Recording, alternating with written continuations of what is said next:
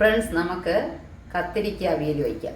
കത്തിരിക്ക അവിയൽ എന്ന് പറയുമ്പോൾ ഒരു മീഡിയം സൈസ് കത്തിരിക്ക, മീഡിയം വെച്ചാൽ അല്പം വലുത് തന്നെയാണ്. കത്തിരിക്ക എടുത്ത് രണ്ടായിട്ട് നമ്മളതിനെ കീറി ഇങ്ങനെ അരിയുക. അതായത് ഇതൊരു അർദ്ധചന്ദ്രൻ്റെ ഒരു ഷേപ്പിലാണ്. തീരെ കനം കുറഞ്ഞുമല്ല, അല്പം കട്ടിയായിട്ട് ഈ രീതിക്ക്. ആ ഞെട്ട് കളയണമെന്നില്ല, ഞെട്ടിനെ കുറച്ച് അരിഞ്ഞ് കളഞ്ഞാൽ അതൊരു ടേസ്റ്റാണ്. ആ ഞെട്ടോട് കൂടി അരിയുന്നത്. അതാ കണ്ടോ, ഇങ്ങനെ അല്പം ഞെട്ടോട് കൂടി അരിഞ്ഞെടുക്കുക.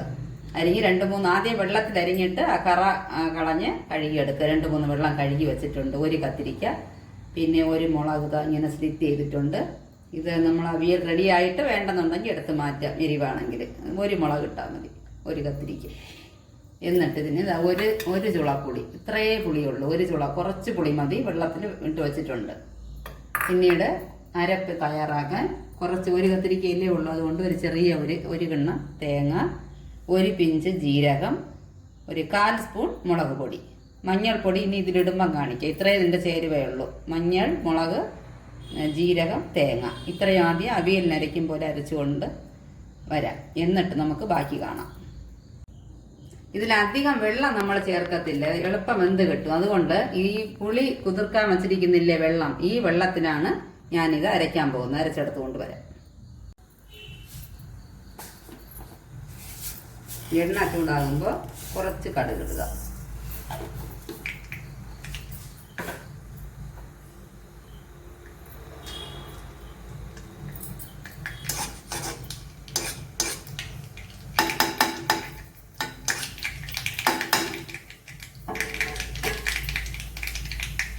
കടുക് പൊട്ടി തുടങ്ങുമ്പോൾ തിരി താഴ്ത്തിയിട്ട് നമുക്ക് ഈ കത്തിരിക്ക ഇടാം.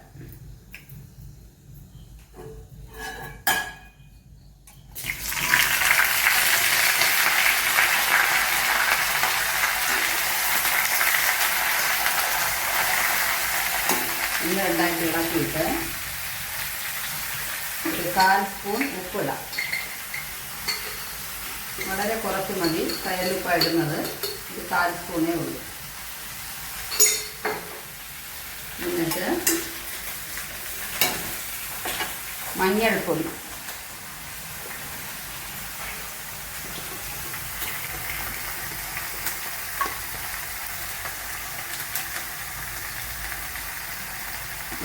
ഒരു നുള്ളു മതി മഞ്ഞൾപ്പൊടി, കുറച്ച് മതി. ഒന്നും കൂടെ വഴട്ടുക. എന്നിട്ട് ഈ കൂട്ടത് അവിയലിന് അരയ്ക്കുമ്പോൾ അരച്ചിട്ടുണ്ട്. കുറച്ച് പുളി വെള്ളം ചേർത്താണ് ഒരടി അടിച്ചെടുത്തത്.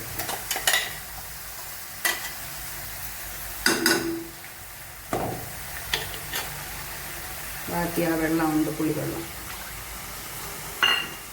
ആദ്യം കലക്കിയത് തന്നെയാണ്, കുറച്ച് പുളി മതി. മാങ്ങ ഇട്ടെങ്കിൽ ഒരു കഷ്ണം മാങ്ങ ഇട്ടാലും വേണ്ടില്ല. അടമാങ്ങയോ സാധാ മാങ്ങയോ ഇട്ടാലും മതി.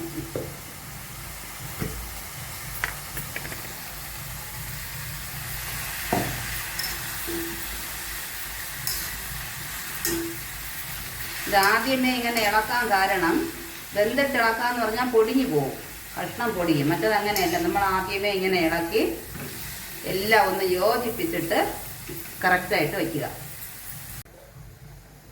വെള്ളം പോലെ അല്പം കൂടെ വെള്ളം ചേർക്കണം. കുറച്ചത് മുങ്ങിയില്ല എന്നുള്ളതിലാണ് വെക്കേണ്ടത്. നന്നായിട്ട് ആദ്യം മിക്സ് ചെയ്യുക. കൂട്ടും ഉപ്പും പൊടിയും എല്ലാം ഒന്ന് ഇതിൻ്റെ കൂടെ യോജിച്ച് ഇണങ്ങി വരണം. വേണ്ടോ ഇങ്ങനെ പരത്തിയിടണം. ഇട്ടിട്ട് കുറച്ചുകൂടെ വെള്ളം ചേരും ഇതിൽ.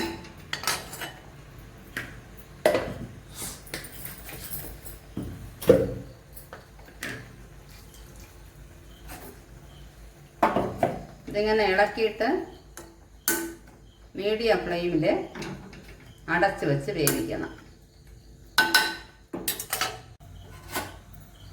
10 മിനിറ്റ് കഴിയുമ്പോൾ നമുക്ക് നോക്കാം. നന്നായിട്ട് വെള്ളമൊക്കെ വറ്റി വന്നിട്ടുണ്ട്. അപ്പോൾ നമുക്ക് 2 തണ്ട് കറി ലീവ്സ് ഇടാം.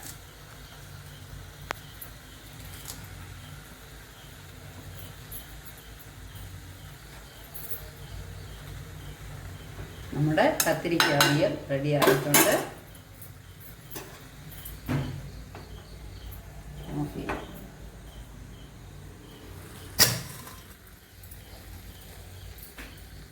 എല്ലാവരും ട്രൈ ചെയ്ത് നോക്കണം. താല്പര്യമുള്ളവർക്ക് ഒരു ചുട്ട് പച്ച വെളിച്ചെണ്ണ ഒഴിക്കാം. ഞാൻ ആദ്യം ഒഴിച്ചതുകൊണ്ട് രണ്ടാമത് ചേർക്കുന്നില്ല. അതേ ഉള്ളൂ.